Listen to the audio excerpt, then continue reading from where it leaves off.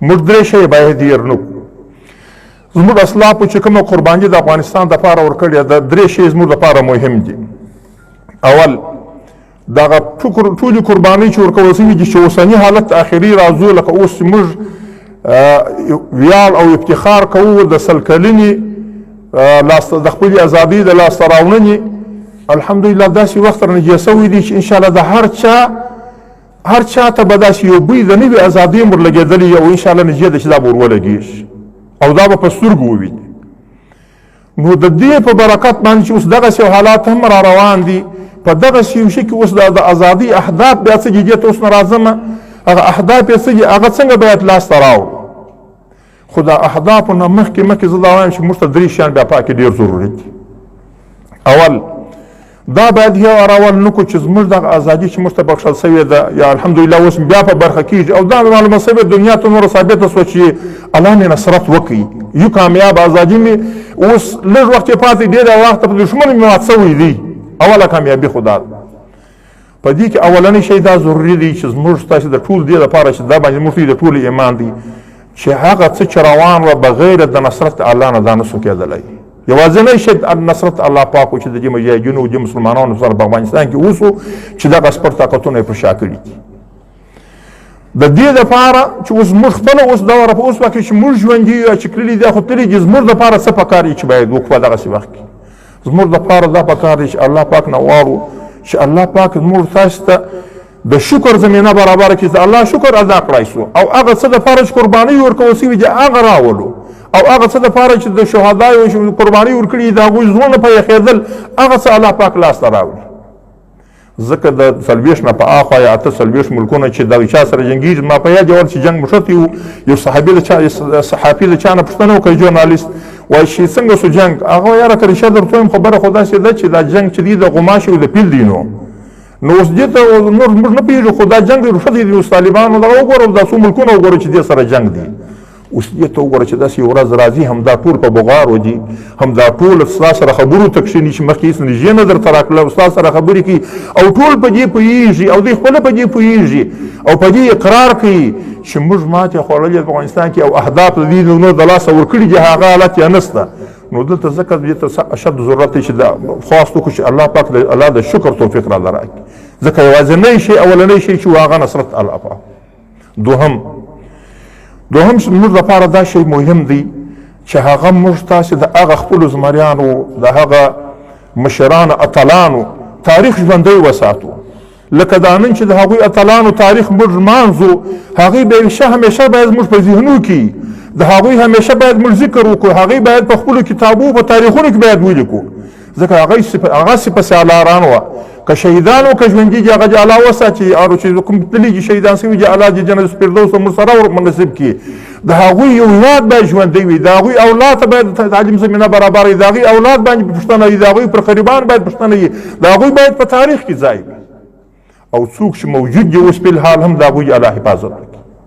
او هغه څوک چې لا تر نن هم هغه زمریان په پنجرو کې دي، د خلاصونو په ورځې ته شپې ورځې سبا کوي، هغه دې الله پاک په حفاظت باندې راوباسي او الله پاک دې زموږ ستاسو د ټولو نصرت په نصیب کې چې د خپل ملک هغه څه هغه نظام راوړو چې هغه کې د ټولو افغانانو مسلمانانو خیر او ښېګړه ده. دا دوم شاقو ده، ځکه چې مقابله زموږ خلکو په هغه شکل مقابله وکړله چې بغیر د دې نه چې خپل ځان قرباني کړي پر هغه باندې هېڅ اسلحه او اسباب نه وو. یعنې دا اسباب نه بلل کېږي چې ستا سره اخر شی ستا سره ثقیل وو او ستا په کلاشینکوف په شي باندې، خو چې یوازینی شی تا ته الله پاک لار برابرول او دغه ته یې څه وکړلې، زموږ د الله پاک په قدرت کې د الله پاک په لاس کې چې کومه خوا ته یې اړوي، چې کوم استشهادان په کوم مقدار باندې پېښېدله تا ته، دا یوازینی د الله نصرت و. خو چې د ده نه یې کار اخیستی دي، دا هم د الله یو نیک بنده دی چې دې ته یې ګمارلی دي. ځکه دا مقام خو بیا هم هر څوک نشي کولی، داسې خو ډېر داسې ګډوډ خلک دي، نو دې دپاره خو بیا الله پاک هغه نه دي زده کړي، نه دې ته برابرېږي. نو هغه کسان چې کوم دي موږ هغه شروع کړه بغیر د دې چې خپل ځانونه یې قرباني کړه، د ځان په قرباني یې دښمن ستړی کوي، د ځان په قرباني باندې دښمن مات کوي، د ځان په قرباني باندې به دښمن ته دا وښوره چې ستا دلته اوسېدو ځای نشته،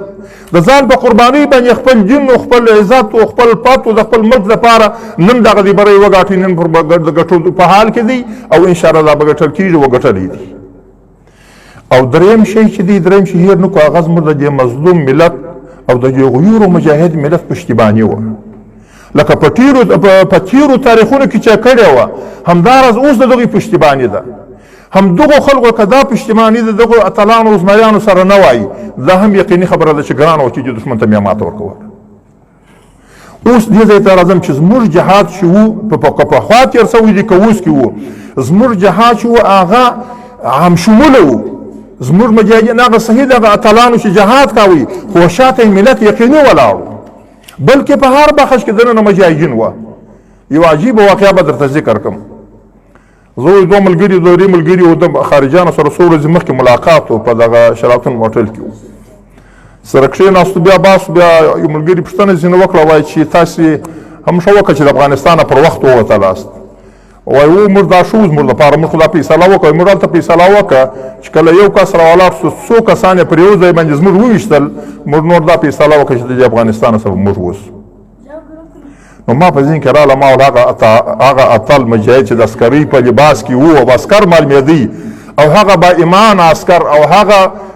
با وجدانه او هغه د غیرت ډک ورته وګوره چې یو بسته ملک په دې پنځو غټو ملکونو کې یو ملک په یوه ضربه باندې په دې مجبوره کړي چې د افغانستان پرېږدي د دې څنګه نوم په تاریخ کې ونه لیکل سي او دا به کله د زړه نه وځي او که دا د زړه نه د چا وځي نو هغه د ملت سره هم وپانسته ولکه د خپل عوامو سره هم یې خدای ناخواسته هغه به ډېر بیا وپاس وکړي هر کله دا خلک نو زما هلته په زړه کې ولا بګدا راوګرځېده ما ویل چې اوس دا کسان وګوره چې یو کس یعنی داسې هر د ملت داسې څوک په کوم ځای کې سوی دی هغه ځان نه دی سپمولی هغه یو څو پنځه غلامان پرېږدي چې دوی سره زغلي رازغلي دا نه دی حساب هر وخت ملت چې دی په افغانستان په دې ټول تاریخ کې چې دا د امپراتورۍ مات کړي دي ملت یې شاته ولاړ دی نو په دې خاطر وشمېر اهداف او ترازو زما اصلي هدف دا دی چې اهدافو کې موږ دا ونه ګورو چې دلته داسې څوک دي چې د هغوی سره ملګري وه داسې څوک موږ سره ملګري دي نه ملت ټول زموږ سره دي هغه څوک محدود کسان باید حساب ونه کړو چې هغه د هغوی سره د لیدري یا د هغوی سره د مزدوران په شکل یې کار کوي زموږ جامعه او زموږ ملت دا زموږ سره ولاړ دی په کومه اندازه چې د هغوی توان و هغه که لږ و که ډېر و هر څومره چې دی کولی شو هغه زموږ سره نه دی دریغ کړی او زموږ سره درېدلي دي په هره زمانه کې دغه ازادي او دغه حریت چې موږ ته بخښل شوي دا زموږ ستاسې د اتلانو مشرانو د زمریانو مجاهدینو او د دغه غیور او مجاهد ولس دا ټول په هماهنګي باندې دا کار شوی دی نو ځکه موږ په لږ کسان باندې حساب ونه کړو شو اوس اهداف د ازادۍ څه دي اهداف د ازادۍ نو اوس په دغه وخت کې دا دي چې موږ دغه مظلوم ملت ته هم دغو مسلمانانو ته هغه نظام ورته خوښ کړو چې هغه الله تعالی د رسول الله خوار ورته خوښ شوی دی او د دوی ټولې ښېګړې په هغه کې نغښتي دي او الله دې موږ تاسو ټول ته د دې توفیق راکړي چې هغه نظام راسي اول دوم دا دی چې هغه نه وروسته موږ پر دغه خپل مظلوم ولس باندې چې دغه څو لسیزې پر دوی باندې دغه تکالیف را روان دي دا خپل ټول فکر ودې ته نور راوګرځو چې څنګه یې خوشحاله وساتو څنګه یې په امن کې وساتو څنګه فضا جوړه کړو یو داسې فضا باید هغوی ته جوړه شي چې په دغه د امنیت قایم شي چې په ټوله ښار کې ټوپک باید څوک ونه ویني هغه خو پرېږده چې د سیمټو دیوالونه یا ګونۍ دا ګونۍ مونۍ دا ټول باید د دې خلکو سورک شي د دې خلکو زړونو ته باید یو اطمینان وبخښل شي هر چا ته مهم هغه شی دی چې ضرورت یې ورته ډېر وي افغانانو ته نن یوازینی شی چې ټولو ته یې ضرورت دی هغه امن دی تر هر څه نه امن ورته ضرورت دی ځکه امن په افغانستان کې نشته خصوصا هغه ساحې چې دغه د اوسنۍ ادارې تر تسلط لاندې دي هغه کې اختطافونه موجود دي په هغه کې دغسې حالات موجود دي چې هلته د بیانولو دي هره ورځ دا پیښې کېږي نو اصلي اهداف د هغه څه دا دي چې یوازینی اول هدف چې دی هغه دا دی چې د اسلامي نظام راتګ دی هلته دوم هدف دا دی چې د همدغو خلکو کومې وسایلې دي د هغوی باندې کوم د ارامۍ ژوند دی د ښېګڼې ژوند دی د هغوی دپاره دا مهیا کول دي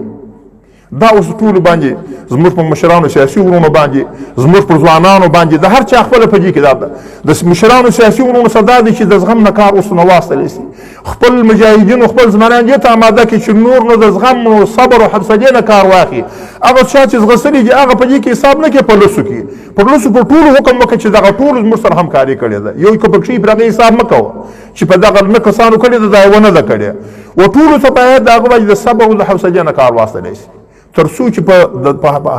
اصلي هدف هم دا دی چې هغه نو کسانو ته د دې په وجه باندې د یو کس په وجه نور اذیت بیا ونه رسیږي، هغه نه کسانو ته د ارامي ژوند برابر سي، د هغوی د بچیانو تعلیم برابر سي، هغوی ته ګوله ډوډۍ اقتصاد برابر سي، د هغوی چې څه مسؤلیتونه پر موږ باندې هغه ته توجه وکړو. او د ځوانانو دپاره دا پکار ده چې خصوصا دلته کوم ځوانان دي او یا په هر ځای کې ځوانان چې کوم زموږ د امارت په ساحو کې دي یا د عام افغانان ځوانان د افغانستان کوم ځوانان دي د هغوی دپاره دا استعداد پکار دی چې اوس دغه ازادي او خپلواکي چې راځي دا پر پښو ودروي. د هغه هدف دا نه دی چې خالي راغله ورننوتو لکه مخکې چې دا خو پیښه شوه، خو چې کله اهداف لاسته رانغله بېرته خرابه شوه. د دې اهداف چې دي او د دې هدفونه د ازادي دا دي شرط الارامي ژوند وي، د سوکالۍ و د ښېګړې ژوند وي، یو د بله له کورونو سره واوسي، د ارامي ژوند تېر کړي، د الله پاک د دین هلته شریعت نافظ وي، هلته عدل وي، انصاف وي او دغه ته زمینه برابره کړي.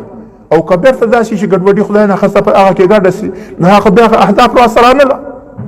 د څه لپاره چې قرباني ورکول کېږي. او انشاءالله موږ په دې مطمئن یو د اسلامي امارت د دې قصد هم د دې کړی دی، ځکه دوی ته اول خو د دې نه مخکې چې دوی دا ټول اوس دغه ټول لمې د دغه دي چې انشاءالله ملګرو ته ډېرې تجربې حاصلې شوې، د ډېره وخته په دې کې څه کسان چې ژوندي پاته دي هغوی ته ډېرې ښې تجربې وسوې او هغه څه خطاوې چې زموږ نه سوي وې پر هغه باندې بیا هم فکر کوو او ډېرو پر دې باندې موږ فکر هم کړی دی چې څه خطاوې چې سوي وي هغه باید تکرار نه سي د خپل ولس په وړاندې باندې. هغه شی چې مخکې نواقص و هغه باید کامل کو، بېرته یې پوره کړو، هغه باید هغه شی چې مخکې ضرورت و هغه باید اوس پوره کړو، هغه څه چې مخکې موږ پوهېدلو چې په دې په وجه ناکامي راځي خدای ناخواسته ولس مې د مایوسۍ سره مخامخ کېږو د هغه اوس تاسو جواب وکړو، هغه څه چې د ملت ضرورت دی، هغه څه چې د دې دپاره دوی ته ارامش بخښي د هغه دپاره اوس ته بندوبست وکړو. نو زما خپله دا ټولو افغانانو پاک له باندې دا انشاءالله ښه زیر دی چې امارت ملګري وو ښه هغه ګذشته ټول ورته معلومه شوه، ټول هغه شیان ورته معلوم شو چې هغه ورته ضرر رسوي، ټول هغه شیان ورته معلوم شو چې د کومه ځان ورته ضرر رسېږي. نو د هغه دپاره موږ دا کوو چې انشاءالله هغه شیان به بیا نه راځي چې هغه ورته دغه کړي، د دې ته به بیداره د امارت ټول ملګري او هغه شیان ته به بیداره اهداف نور دا دي چې په بعضې سیمو کې چې کله اشغالګر راغلي دي یا د هغې سره ملګرو چې کوم نفرتونه راوړي دي اهداف نور دا دي چې دا نفرتونه باید سړی ورک کړي، هغه که قومي وي که ژبني وي که سمتي وي او دا شیان شندل سوي دي او دا شیان هم داسې وي چې په میلیونونه خلک هلته اوس په عمل په عمل اخته سوي دي، هلته اوس عملیان دي، هلته اوس په روډو باندې پراته دي، رویونو په چرسو په دې شیانو اخته دي. دغه ټوله مسؤلیتونه اوس موږ ته راجع کېږي چې موږ به هغه بربادۍ چې راغلي دي هغه به هم باسو او دغه دپاره به کار کوو. لکه حاجي صاحب محترم چې وفرمایل چې موږ په یو سخته مرحله را روانه ده، موږ ته اوس هغه څه را روان دي چې دغه ټولې خرابۍ پاته سوي دي. خلکو ډېر ځای دا کوي چې وایي موږ هغه پیشرفتونه لرو، هغه شیان هغه چې کوم دوی لاسته راوړنې لږ لاسته راوړنې خلک وایي، خو موږ بیا وایي هغه مشکلات چې موږ ته یې پیش کړي دي موږ بیا هغه ځان دپاره ډېر دغه بولو چې دا به څنګه حل کوو. څه پیښې نه دي سوي، ایا ژبغني نسته، سمتي نسته او که داسې د قومي اوس نسته په دې افغانستان کې څه دغه اوس روان دي، یو اخوان نه ده پاته. نو په دې خاطر باندې ما دا دي چې لکه حاجي صاحب محترم چې وفرمایل چې زموږ دپاره فی الحال دا دوره لږ د سختۍ په دغه کې ده، خو د الله پاک نه توفیق غواړو او موږ به همیشه دپاره کوشش ته دې کوو چې د خپل ملت دپاره مې د ښېګړې نیت کړی انشاءالله الله پاک به راته اسانه کړي. والذین جاهدوا فینا لنهدینهم سبلنا وان الله لمع المحسنین. که موږ د دې نیت وکړو چې ملت ته خیر رسوو، ملت ته ګټه رسوو، نو انشاءالله الله پاک لکه نصرت و امداد چې زموږ وکړي دغسې به پر هغه الله پاک موږ تاسې نصرت و امداد وکړي. نو د الله پاک نه دا غواړم چې موږ تاسې تر ټولو ته دې توفیق راله راکړي چې د الله شکر ووایو پر دغه نصرتونو باندې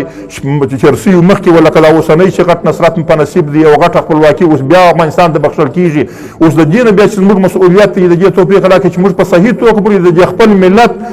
رهبري وکولای شو، په صحیح توګه باندې د خپل ملت یو موټی کو، په صحیح توګه باندې آینده تاریخ دپاره دې زمینه برابره کړو چې هغې کې بیا مشکلات پیدا نه سي، د آینده دپاره داسې فضا برابره کړو چې هغه مخ پر ترقۍ روان سي، آینده دپاره دې زمینه برابره کړو چې بیا د ګډوډۍ مخه ونیسو، د اسلام د دښمنانو مخه ونیسو، د هغه